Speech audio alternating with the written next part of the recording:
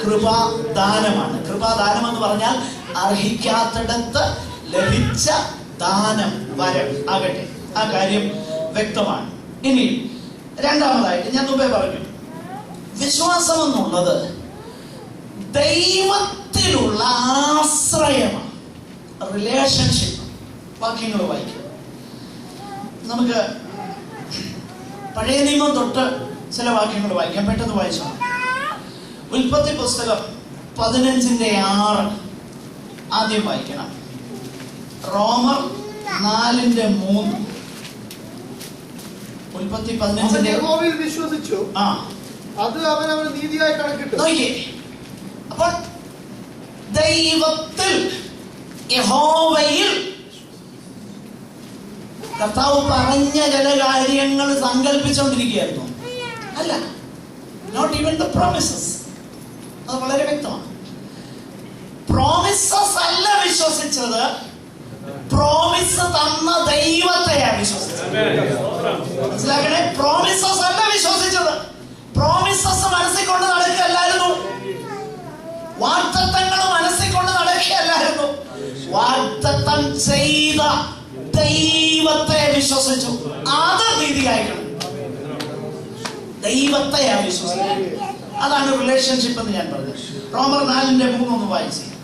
റോമർ 4:3 പറയുന്നു, അബ്രഹാം ദൈവത്തെ വിശ്വസിച്ചു, അത് അവന് നീതിയായി. ഇനി 2 തിമോത്തിയോസ് 1:12, ഞാൻ ആരെ വിശ്വസിച്ചിരിക്കുന്നു എന്ന് അറിയുന്നു. 1 തെസ്സലോനിക്കർ 1:8. 1 തെസ്സലോനിക്കർ 1:8. തെസ്സലോനിക്കർക്ക് എഴുതിയ 1-ാം ലേഖനം 1-ാം അധ്യായം 8-ാം വാക്യം. വിശ്വസിക്കുന്നവർക്ക് എല്ലാവർക്കും മാതൃകയായി തീർന്നു. നിങ്ങളുടെ അടുക്കൽ നിന്ന് അത് കൃപയാല് എങ്ങനെയാ വാക്യം? നിങ്ങൾക്ക് ദൈവത്തിലുള്ള വിശ്വാസം. ശ്രദ്ധിച്ചോ, ദൈവത്തിലുള്ള വിശ്വാസം. വിശ്വാസം എന്നുള്ളത് കേവലം വസ്തുതകളെ മനസ്സിൽ കൊണ്ട് നടക്കുന്നതല്ല, പിന്നെയോ വ്യക്തിയിലുള്ള ആശ്രയബോധവും വ്യക്തിപരമാകുന്ന ബന്ധവുമാണ് പുതിയ നിയമപ്രകാരമുള്ള വിശ്വാസം. ബാക്കിയുള്ള വിശ്വാസങ്ങൾ ആരെയും കൊണ്ട് നടക്കുന്നുണ്ടെന്ന് അതിനൊന്നും ദൈവത്തിന്റെ ഗ്യാരണ്ടി ഒന്നുമില്ല. ദൈവവചനം അതിനെ സാധൂകരിക്കുന്നുമില്ല. ആകട്ടെ, അപ്പൊ ദൈവത്തിലുള്ള വിശ്വാസം.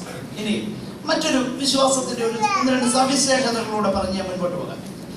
വിശ്വാസത്തിന്റെ സവിശേഷത എപ്പോഴും അത് ദൈവത്തെ മഹത്വപ്പെടുത്തുമെന്നതാണ്. നമ്മൾ ദൈവത്തെ എത്രത്തോളം നമ്മൾ ആശ്രയിക്കുമോ, ദൈവത്തിന്റെ നടത്തിപ്പുകളിൽ നമ്മൾ തൃപ്തരാകുമോ, the more God is glorified. John piper എന്ന ദൈവഭൃത്യൻ, അത് പഴയകാല വിശുദ്ധന്മാർ പറഞ്ഞു വെച്ച ഒരു കാര്യം ഒന്ന് ക്രോഡീകരിച്ച് അദ്ദേഹം പറഞ്ഞിട്ടുണ്ട്. God is most glorified when we are most satisfied in Him. നാം ദൈവത്തിൽ എത്രത്തോളം തൃപ്തരാണോ അത്രത്തോളം ദൈവം മഹത്വപ്പെടുകയാണ്. എന്ന് പറഞ്ഞാൽ ദൈവകൃപയിൽ ആശ്രയിച്ച് ദൈവഹിതത്തിലായിരിക്കുന്ന ഒരു ദൈവ പൈതലിന് യാതൊന്നിനെ കുറിച്ചും വിചാരപ്പെട്ട് ഭാരപ്പെട്ട് പരിഭവം പറയേണ്ട കാര്യമില്ല. Make sure we are in the perfect will of God, then we are contented in Him. ദൈവത്തിൽ പൂർണ്ണമായി നമ്മൾ സാറ്റിസ്ഫൈഡ് ആണ്. That glorifies God. അതാണ് അബ്രഹാമിന്റെ വിശ്വാസം. അബ്രഹാമിന്റെ ആ പ്രോമിസസ് ഒന്നും നടക്കാതെ വന്ന ഒരു സാഹചര്യത്തെ കുറിച്ച് റോമാലേഖനം എഴുതിയേക്കുന്നത്. റോമാലേഖനം 4-ാം അധ്യായം 20-21 വായിച്ചു നോക്കിക്കഴിഞ്ഞാൽ ഇതിന്റെ സാധ്യതയില്ലാത്ത കാലത്ത് അബ്രഹാം എന്ത് ചെയ്തെന്നാണ് നമ്മൾ വായിക്കുന്നത്. സംശയിക്കാതെ വിശ്വാസത്തിൽ ശക്തിപ്പെട്ട് നോക്കിയേ, ദൈവ Abraham was ആദ്യത്തെ ഇനീഷ്യൽ ഹിക്കപ്സ് ഒക്കെ കഴിഞ്ഞപ്പോൾ, കുറച്ചു കാലം കഴിഞ്ഞപ്പോഴത്തേന് he was totally absolutely satisfied in God. ആ കാര്യം വ്യക്തമാക്കുന്നത് ഇസഹാക്കിനെ യാഗം കഴിക്കാൻ പറഞ്ഞപ്പോ എന്തുവാ ചെയ്തത്? അപ്പൊ ഇസഹാക്ക് ആയിരുന്നോ അബ്രഹാമിന് വിഷയം? നോ, ദൈവമാ വിഷയം. മനസ്സിലായോ? God is most glorified when we are most satisfied in Him, not in His gifts. അവിടുത്തെ ദാനങ്ങളിലല്ല, ദൈവത്തിൽ നമ്മൾ സംതൃപ്തരാകുന്നെങ്കിൽ അവിടെയാണ് ദൈവം മഹത്വപ്പെടുന്നത്. അങ്ങനെ മഹത്വപ്പെടുന്നത് ദൈവത്തിലുള്ള അചഞ്ചലമാകുന്ന വിശ്വാസത്താണ്. ബിബ്ലിക്കൽ ഫെയ്ത്ത് വാസ്തവത്തിൽ അത് എക്സർസൈസ് ചെയ്യപ്പെടാൻ തുടങ്ങിയാൽ truly God will be magnified. ദൈവം മഹത്വപ്പെടുന്നു. അത് നമ്മൾ മനസ്സിലാക്കണം. മറ്റൊന്ന്, ഒരു കാര്യം കൂടെ പറഞ്ഞ് ഞാൻ അവസാനിപ്പിക്കാം. The more faith we have in God, the more humble we are. അത് വളരെ ഇമ്പോർട്ടന്റ്. ഏറ്റവും അധികം ദൈവത്തിന് ആശ്രയിക്കുന്ന ഒരു വ്യക്തി ഏറ്റവും അധികം താഴ്മയുള്ളവൻ. രണ്ട് വ്യക്തികളോട് യേശുക്രിസ്തു വിശ്വാസം വലിയതെന്നും ഇസ്രായേലിൽ കൂടെ ഇത്ര വലിയ വിശ്വാസം കണ്ടിട്ടില്ലെന്നും പറഞ്ഞിട്ടുണ്ട്. ആ രണ്ട് വ്യക്തികളും ജാതീയരാണ്. ഒരുവൻ ഒരു ശതാധിപൻ. ലൂക്കോസിന്റെ സുവിശേഷം 7-ാം അധ്യായം അതിന്റെ 6 മുതൽ 9 വരെയുള്ള വാക്യങ്ങളിൽ കർത്താവ് പറഞ്ഞു, ഞാൻ വന്നവനെ സൗഖ്യമാക്കും, നിന്റെ ദാസനെ. ഉടനെ ശതാധിപന്റെ മറുപടി എന്തുവാ? എന്റെ പുരയ്ക്കകത്ത് വരാൻ ഞാൻ യോഗ്യനല്ല എന്നിട്ട് പറഞ്ഞു. ഞാനും അധികാരത്തിന്റെ കീഴിലുള്ള മനുഷ്യൻ. ഒരുത്തനോട് അങ്ങോട്ട് പോകാൻ പറഞ്ഞാൽ അവൻ അങ്ങോട്ട് പോകും, ഒരുത്തനോട് ഇങ്ങോട്ട് പോകാന്ന് പറഞ്ഞു കഴിഞ്ഞാൽ അവൻ ഇങ്ങോട്ട് വരും.